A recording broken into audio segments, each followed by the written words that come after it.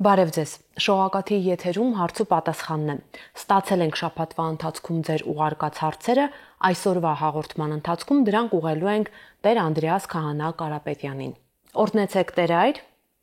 Աստված օրհնի եւ բարև։ Նինելին հետաքրքրում է, կարող է արդյոք գլխաշոր կրել եկեղեցուց դուրս, օրինակ հոգևոր թեմաներով զրույց հանդիպումների ժամանակ, խնդրեմ։ Շատ շնորհակալություն հարցի համար։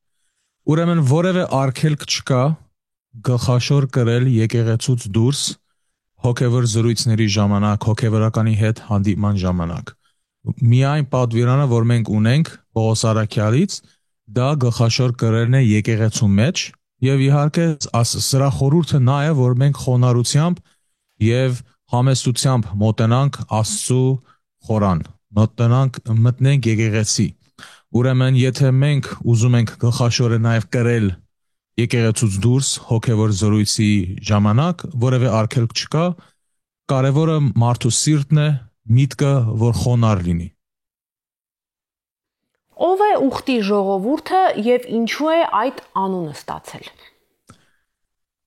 Ուխտի ժողովուրդը հին կտակարանով հասկացվում է Իսրայելի, այսինքն հրեա ժողովուրդը, որը շատ անգամներ մենք բանաձևում ենք որպես ընտրյալ ժողովուրդ։ Ուխտի ժողովուրդը կամ խոստումի ժողովուրդը, երթումի ժողովուրդը նրանք են, որոնք առաջագործությունից հետո Աստված իրենց հետ ուխտ արեց, ուխտ կապեց։ Այսինքն Ադամ եւ Վայից սկսվեց,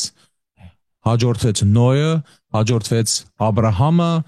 Հակոբոս, Մովսես եւ շարունակաբար մինչև որ հասնում ենք արդեն նոր ուխտ, այսինքն մեր Փրկիչ Հիսուս Քրիստոսի նոր ուխտով, որի մասին առաջի անգամ կարդում ենք Մարգարե Երեմիայի 31-րդ համարի մեջ, ուր ասում է, որ ահա Տերը նոր ուխտ պիտի կնքի, եւ որ մենք յուրաքանչյուր պատարագի ժամանակ հիշելով Քրիստոսի վերջի ընթրիքի խոսքերը, երբ հացը եւ բաժակը բարձրացնելով, ասում է սա է նոր ուխտը, այսինքն այլևս Իսրայելի ժողովուրդը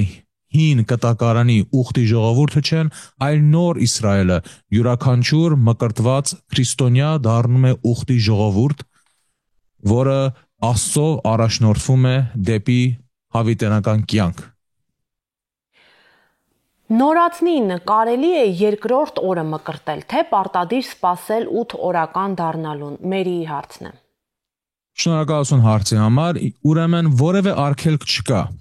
Ըստ կանոնի հայ առաքելական եկեղեցու մկրտությունը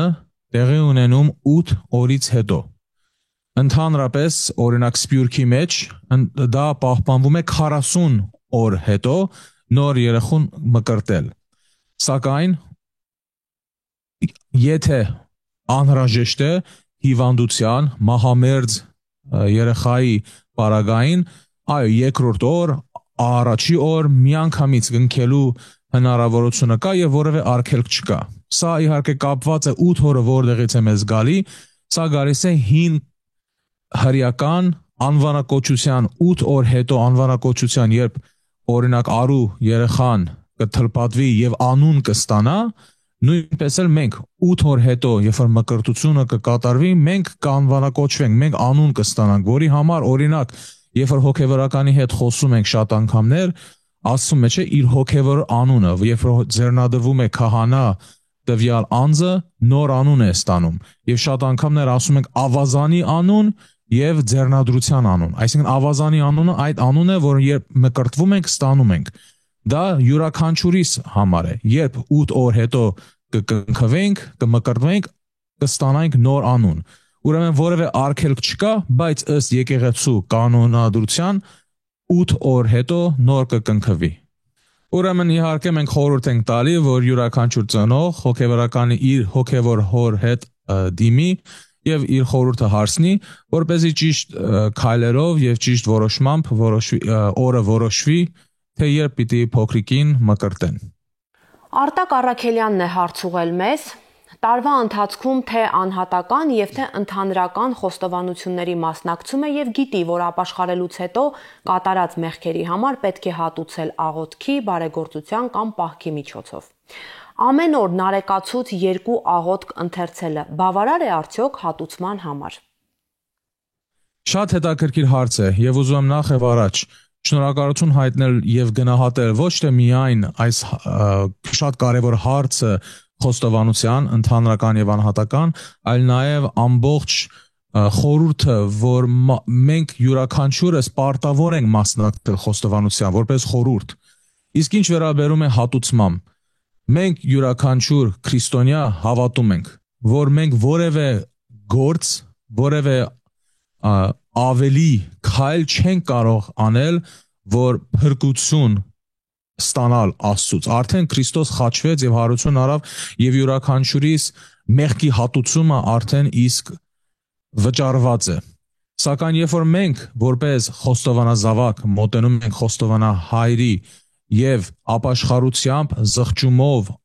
խնդրում ենք մեղքերի թողություն, փոխհատուցման որոշումը պետք է խոստովանահայրը ինքը որոշի տվյալ խոստովանազավակի համար։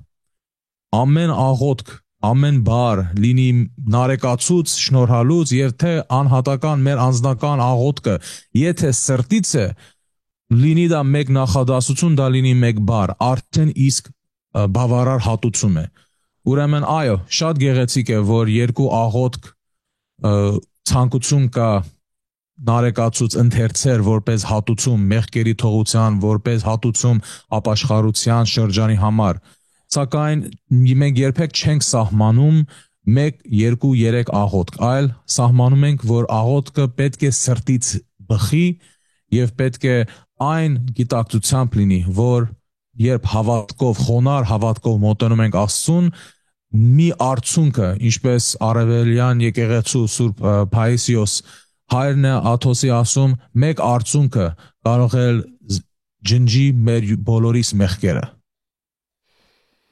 Երբվանից է ձևավորվել հանգուցյալին եկեղեցուց ճանապարհելու ավանդույթը եւ արդյոք դա բնորոշ է միայն մեզ։ Մեր էջի հետևորդ Մանուշակ Հովակիմյանն է հարցնում։ Շատ շնորհակալություն։ Ուրեմն երբվանից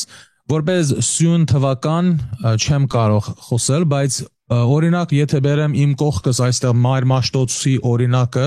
որ 1800 թվականների տպագրություն է, արդեն մենք ունենք իսկ եկեղեցու կարգ, թաղման գերեզմանի կարգ եւ տան կարգ թաղման արարողությունը։ Ուրեմն կարելի է ենթադրել, որ եկեղեցու կարգը արդեն իսկ վաղ ժամանակից, երբ մեր ծիսարանը կամ Մաշտոցը կազմվել է, միշտ եղել է եւ մաս է կազմել հայ առաքելական եկեղեցու ծեսերի շարքին եւ դա ոչ միայն մեզ բնորոշ չի, այլ գոյություն ունի բոլոր ուղղափառ եկեղեցիների ծիսակարգի մեջ։ Սակայն մենք որպես հայ առաքելական եկեղեցի խորհրդային տարիների Սովետ միության եւ դրանից առաջ նույնիսկ Օսմանյան կայսրության ժամանակ այն տեղերը, որ եկեղեցի արգելված է եղել, եկեղեցի գյուղերի մեջ, գավառների մեջ չի եղել, շատ անգամներ ժողովուրդը տունն են պահել ննջեցյալի մարմինը, հոգեվարականը այնտեղից է աղոթքը սկսել եւ շարունակել են դեպի գերեզմանոց։ Սակայն անհրաժեշտ է մարմինը բերել եկեղեցի, որովհետեւ երբ բերում ենք եկեղեցի, մենք խնդրում ենք Աստծո մեղքերի թողությունը տվյալ ննջեցյալի համար եւ նաեւ մեր համար, որի պատճառով արդեն իսկ մենք շատ անգամներ ասում ենք թաղում, բայց նաեւ մի այլ բառ ունենք հայերեն լեզվով ննջեցյալի համար, որ դա կոչվում է ուղարկավորություն, այսինքն ուղղորդում ենք, ճանապարհում ենք դեպի հավիտենական կյանք։ Եվ եթե մենք որպես կենթանի մարդ, երբ որ ճանապարհ են գնում, երբ որ դասի են գնում, երբ որ այլ երկրներ են գնում ենք եկեղեցի Աստծո օրհնությունը, Աստծո պաշտպանությունն ենք խնդրում այդ ճանապարհի համար, ինչքան առավել կարևոր է, որ մեր ննջեցյալին տանենք եկեղեցի եւ խնդրենք Աստծո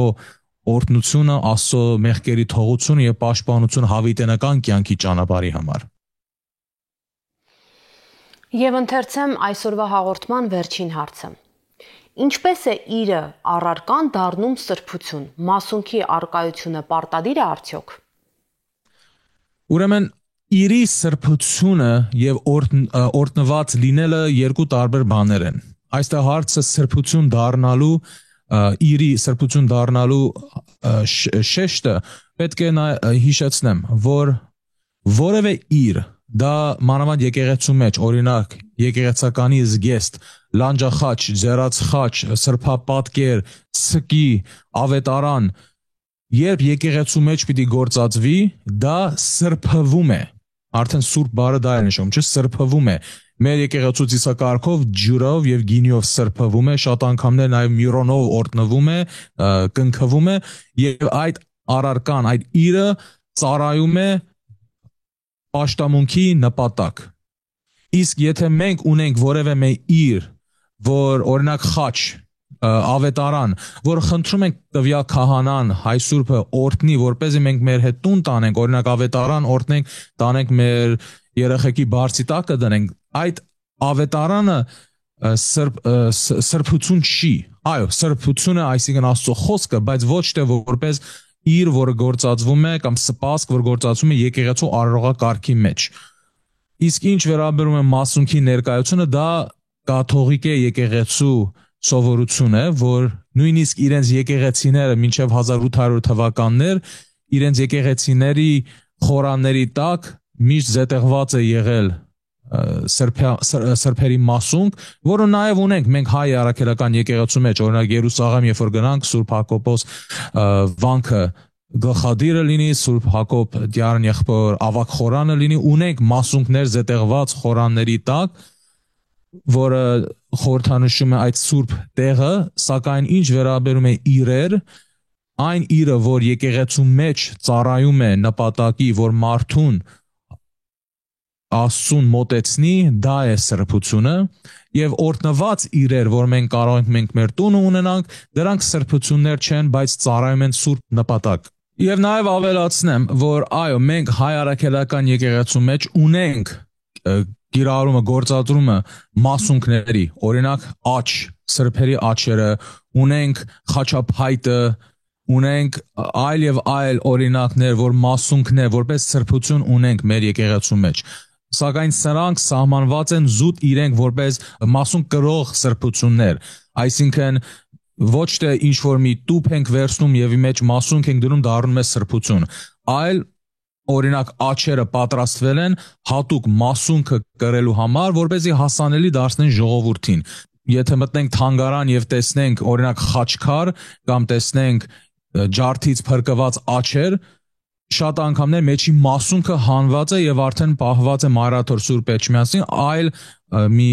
սպասի ամանի մեջ, ուրեմն դրանք սրբություն չեն, այլ արդեն դարձել են պարզապես որպես առարկա, որպես իր, իսկ նրանք, որոնք գործածում են եկեղեցու մեջ, որը օրինակ մեր Տիրոջ փրկչական խաչի մասունքը կա, կամ եւ Գրիգոր Լուսավորչի աչը կա, որը գործածվում է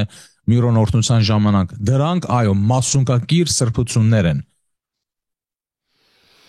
Շնորհակալ եմ Տեր Այր մեր հաղորդմանը մասնակցելու, սիրով մեր օգտատերերի հարցերին պատասխանելու համար։ Շատ շնորհակալություն, Աստված բոլորիդ օրհնի։